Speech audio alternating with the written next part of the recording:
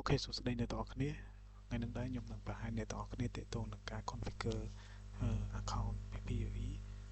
នៅលើ Marketing ដែល account នោះគឺយើងបានពីខាង ISP ដែលយើងតែងតែហៅថា Internet Service Provider បាទអញ្ចឹងខ្ញុំនឹងធ្វើការ configure account PPE នៅលើ Marketing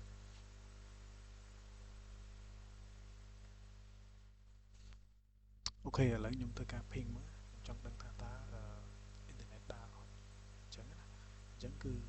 no routing អញ្ចឹងគឺអត់ដើរទេ internet អញ្ចឹងដើម្បីធ្វើការ configure account PPE បានគឺយើងត្រូវ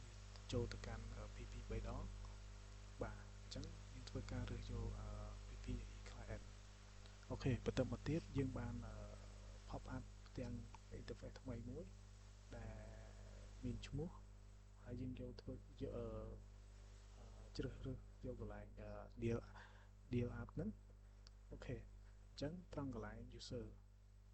អ្នកទាំងអស់គ្នាធ្វើការបំពេញ user ហើយនិង password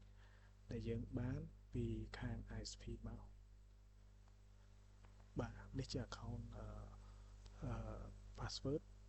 account ហើយនិង password ដែលខ្ញុំទទួលបានពី ISP មកបាទអញ្ចឹងខ្ញុំធ្វើការ configure ដោយ add account ហើយនិង password ទៅកាន់ PPE client ហើយអូខេបន្ទាប់មកទៀតយើងចូលកន្លែង NAT អញ្ចឹង